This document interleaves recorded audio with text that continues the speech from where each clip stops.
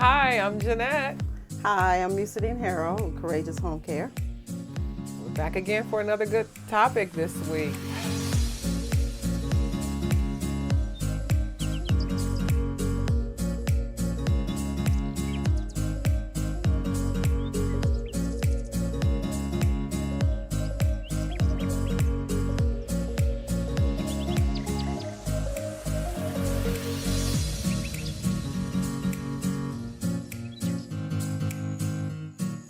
Last week was really, really good. We missed you last week, by the way. Well, miss coming here too. Yeah, we This had is fun. Alana Duncan fill in. Yeah. The topic last week was, what do you do when you learn that your child is disabled?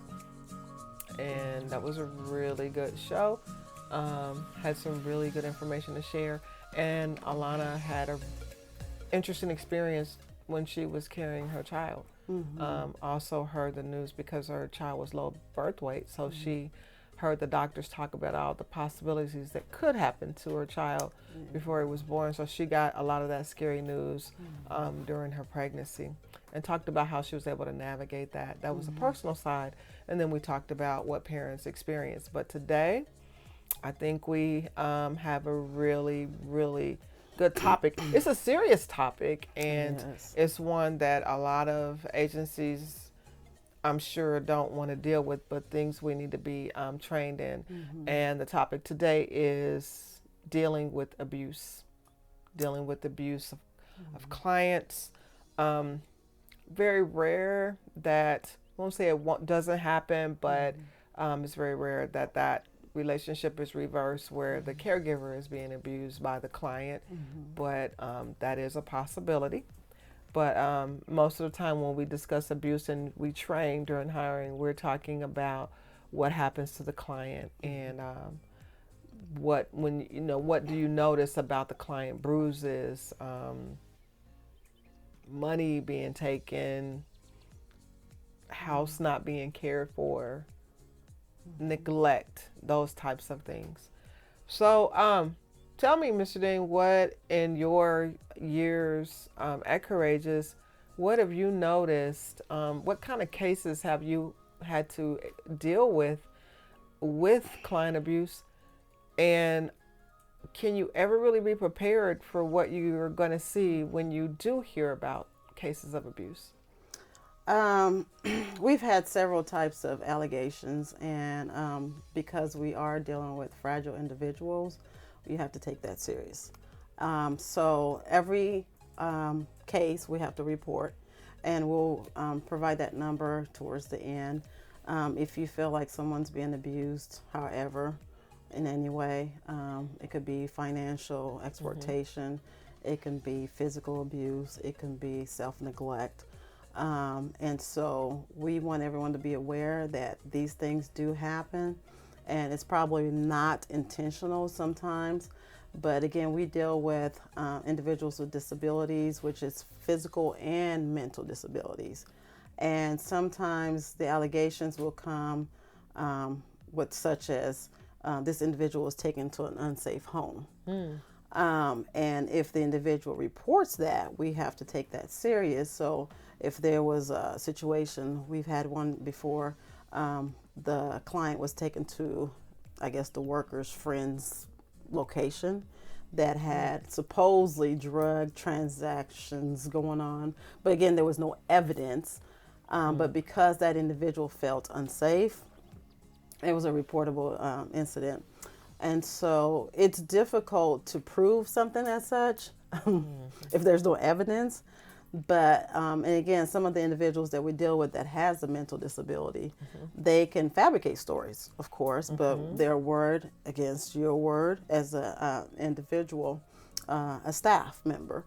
And so we've had to combat such incidences as such, which we've put in extra precautionary measures that each client that does leave the home, we need to know where your whereabouts are. And that's by them taking pictures. We've learned over the years, taking pictures is really going to save you, and posting it. And so we try to put things in place, but we ask our staff members not to be so lackadaisical about reporting. Chat out to, on the team chat that I'm going here and I have the clients, we're going to the mall, to the park, whatever, just to make sure we can be an alibi when that allegation comes up. So, yeah. And those are part of the job requirements anyway, Yes, correct? it is. Taking pictures, sharing your whereabouts when you get there, making sure the clients are doing the things that we say they're doing. Right. That can help. That can help. What are I'll talk about a case that I had, and this one didn't qualify as abuse, but I did make a call. And then tell me what your feelings are about this, if you think this was the right move or not. I had a client, and client was dealing with an infestation of bed bugs. Infestation, just they were in the bed, in the couch, in her clothes, on her, and this individual was really struggling with, does have a caregiver, but was struggling with just self-care and how to manage it. And I think it just got way, way, way out of hand. And we by the way, where the client lives, the management did the proper thing in terms of trying to make sure they were treating the problem and trying to help this individual get to a place where it wasn't infested. It was a number of times I had to come back and spray. Unfortunately, the client was displaced, for hours at a time during this time. But when we reached out and contacted the state, after all the investigation, did indeed substantiate our claim, but said we can't do anything about it because the steps are being taken.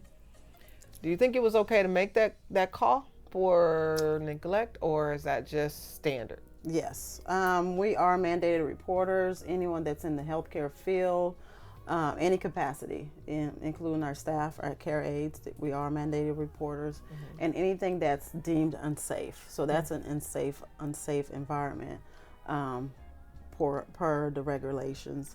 Again, there are things that, because we have so many individuals like this, it's hard to address everyone's issues, And so the state will come out and do the investigation, of course, and then they may say, well, we can't do anything about it, especially if this individual's in their right mind and it's, their norm, and also they're their own personal guardian.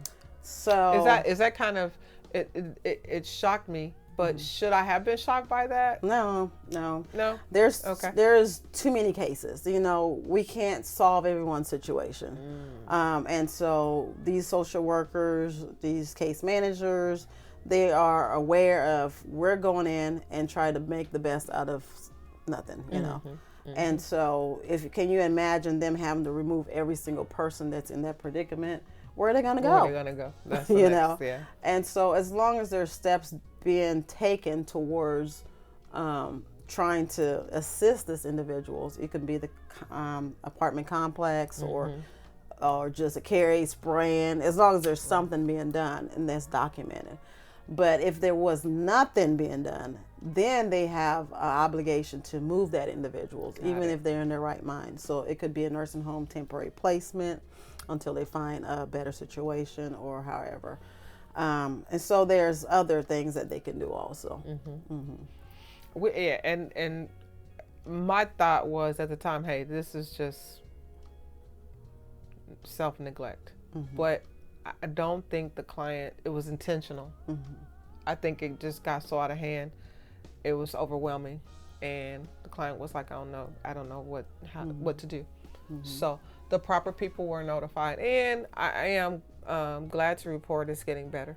And I think that they're doing all that they can to make sure that life is better for this individual. So I think I concur that if there's an attempt being made, then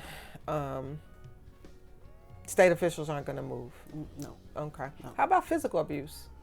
Have you I've had to deal with those cases? Yes, as well? I've had to deal with physical abuse. And again, those allegations are hard also, because especially with the people that have somewhat the mental disabilities, and they may cause self-harm, but they may say, yep, my staff did this, you know. Ooh. So if you have no cameras in the home, it's their word against, you know, your word. And so those situations, of course, are reported immediately. We cannot hold on to any information and try to investigate it. Meanwhile, we still do our due diligence to investigate.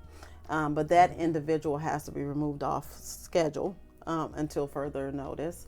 And usually they can take months. So this individual is not working. And so my advice when usually we orientate individuals is don't put yourself in a predicament where you're going to lose out on your income. Because even though we're not staffing you, I mean, having you work, you cannot go anywhere and work. That has to do with human beings. Right, and possibility not even animals, you know, especially if you go on the registry. It's called the disqualification registry, disqualification list. So I tell individuals, you know, don't put yourself in a predicament where you lost your livelihood, especially if this is all you've done in your entire life. That's really a thought. There's a thought. The investigation could take months, and really when that individual is removed from the job or told, you know, hey, there's a pending investigation, that in and of itself can be stressful, right? Just trying to see kind of maybe the other side of that. But when there is an investigation, you can't even really give a timeline and say, hey, they're going to be done in a week, 2 weeks, 3 weeks. You have no way of knowing that. So really your best guard are cameras. Question to you with dealing with abuse and neglect. Are you a proponent of cameras inside of facilities, or is there a confidentiality issue associated with dealing with clients and confidentiality? Yes, confidentiality is a big thing, but as an agency, you can appeal to put cameras in the facility, especially if you have individuals that are repeated offenders that's getting individuals, staff members in trouble. Because there are some individuals, because they do not want to be in the situation they're in as it is, you know, they will try to fabricate stories on each staff member. So can you imagine going through multiple staff members with the same storyline?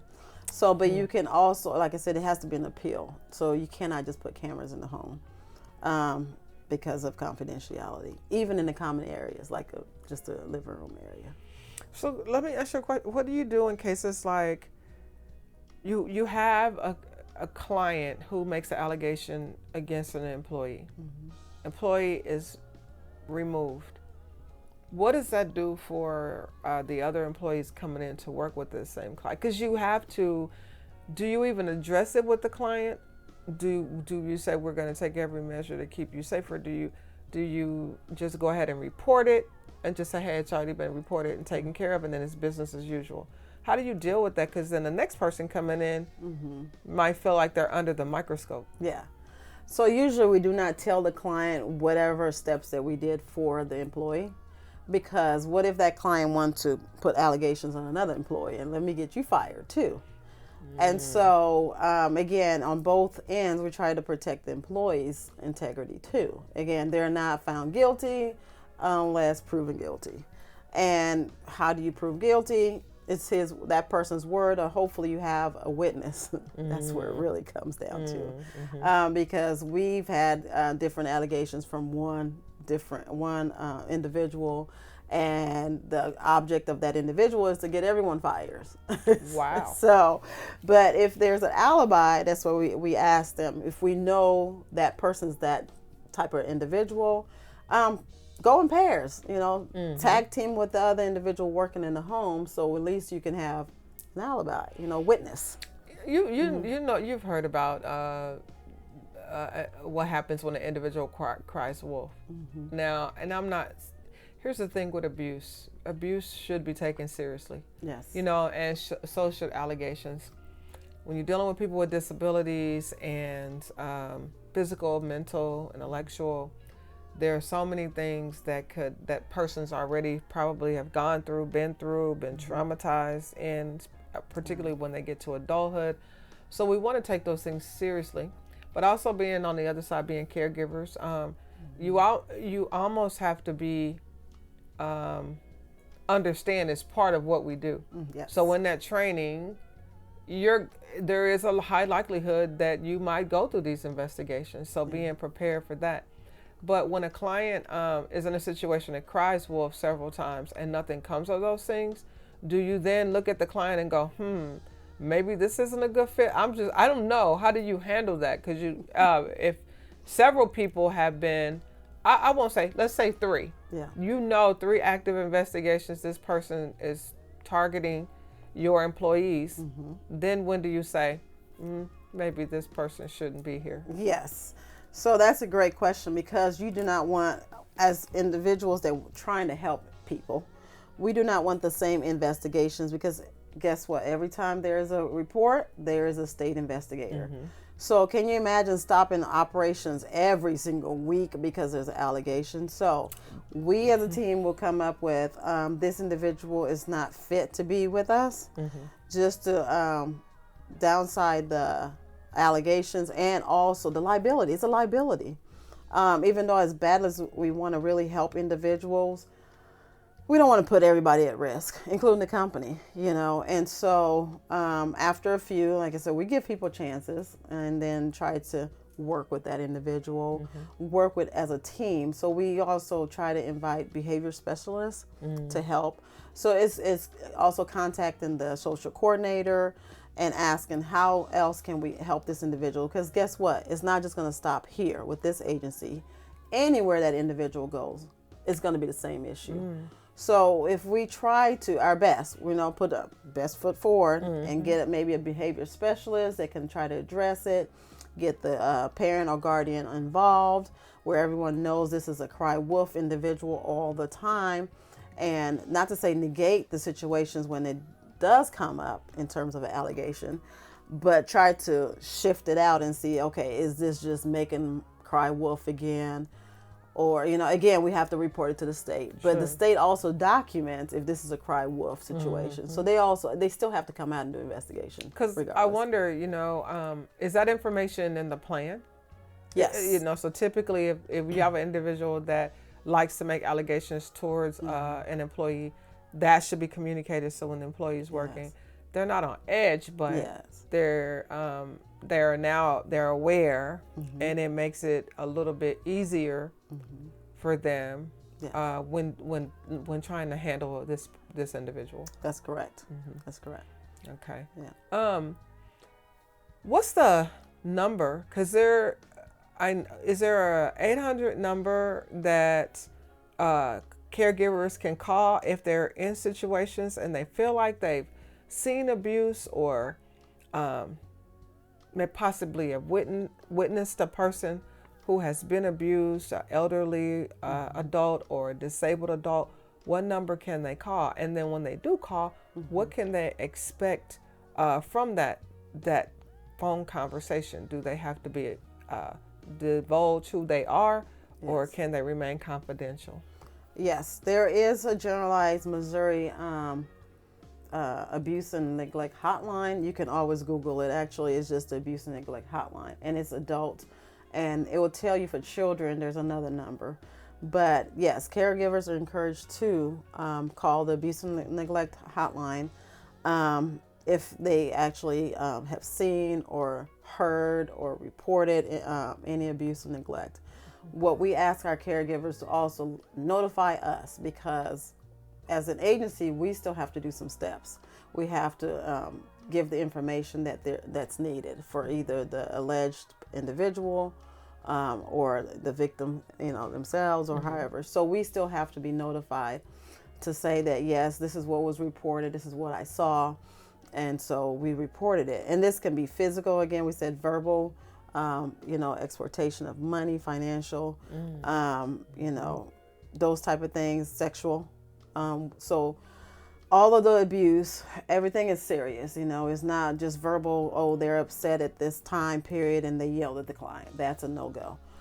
So they have to report that too. And there's some individuals, they do raise their voice on the normal. And so when we identify those individuals, we try to tell them, hey, you're working with a client that has a physical disability. Even though you're loud on a normal situation, you need to toning that down just a little bit. It doesn't sound like you're being angry and, abusing the client, type of thing. And so we try to identify that too during the situation. We'll be coming here to a close, but I do want to talk to you about a little bit about repair. Mm-hmm. Because once there is an allegation, let's say the state has substantiated and that individual is no longer there, while there is no conversation that happens amongst employees and that information is kept confidential, there obviously no, this individual is no longer present. Mm-hmm. How do you repair that relationship with the client and the future caregivers? And then in the future, how do you get an environment to where your clients feel comfortable being able to share with you things that are happening in their homes with their caregivers? That's a two-part question. So again, the clients are very much aware of their rights, okay, and responsibilities. So this has been ingrained in their, mental thought process. So they know their rights. So they know they can verbalize anything that's happening to them at any time to anyone. Mm-hmm. So we cannot have any appraisal. When that happens, we have to take their word and also just follow the proper steps. As far as the employees, again, we are 100% behind our employees, but until they give us the right to not be. Okay, so in the situation that you're saying, we do frequent training on abuse and neglect, pretty frequently. If it's not every month, it might be quarterly. And so we want everyone to be aware this is serious, because if you are on this list, this disqualification list, it's a done deal, Meaning you will not work. Not in you this will not work. Industry. No, they can do this indefinite, or they can do it 2 years. It all depends what the severity is. Mm-hmm. And so we try to do as much training as possible, even given scenarios that that comes up. Because it's different than I don't understand. People do different things all the time. So whenever we have a situation, we say, well, this is what the situation was that we had a while back. How would you do this? Don't do this versus don't. Mm-hmm. And again, these individuals, let me go back to allegations. They also have a right to appeal. The staff does. So that's good to know. Yes. So you're not doomed. Yes, my client said I did X, Y, and Z. I'm done. My job is completely done with individuals at all.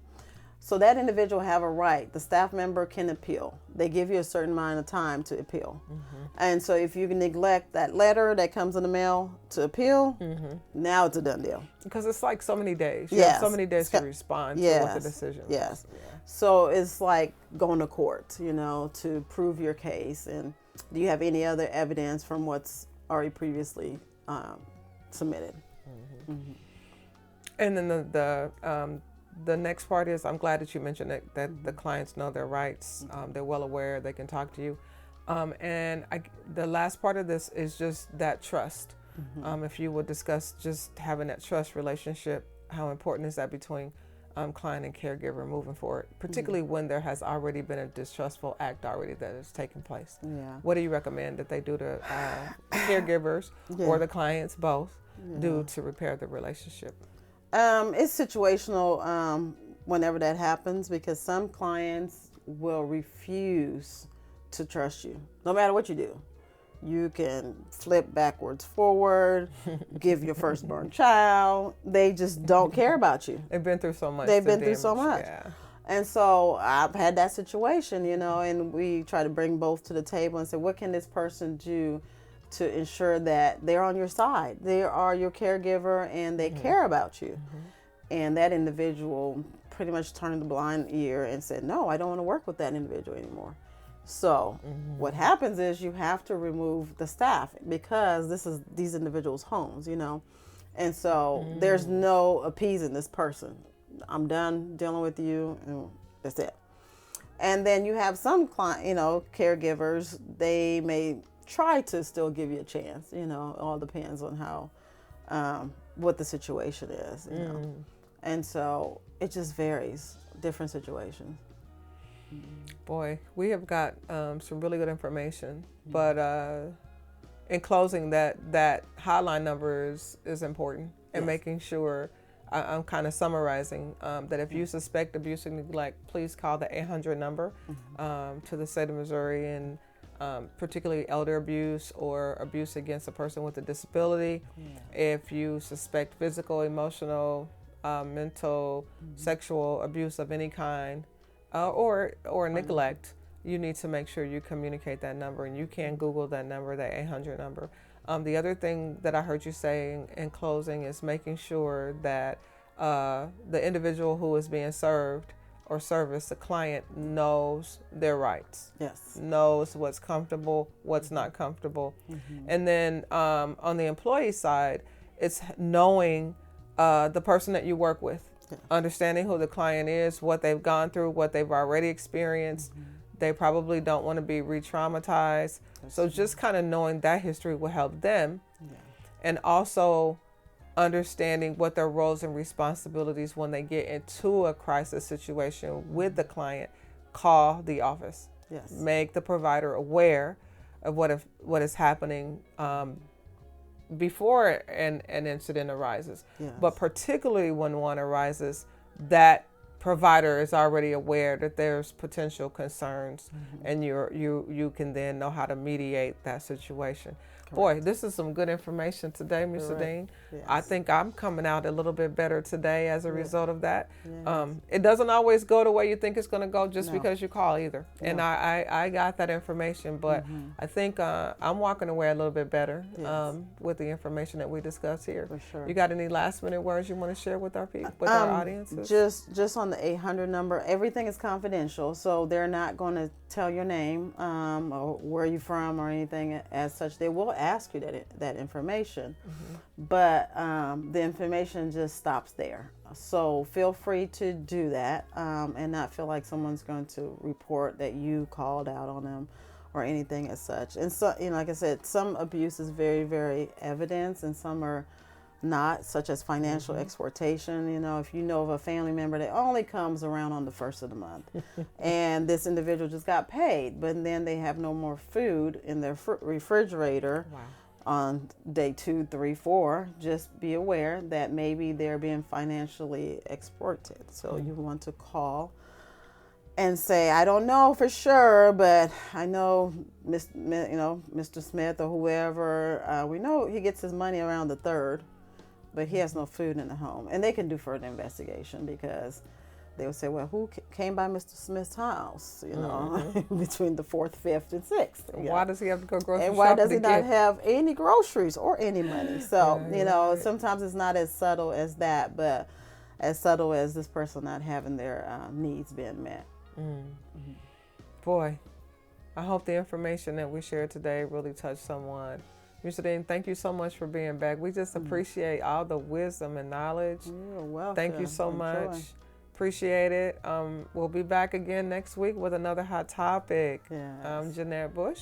I am Mr. Dean Harrell. And we'll see you next week. Thank you. Thank you.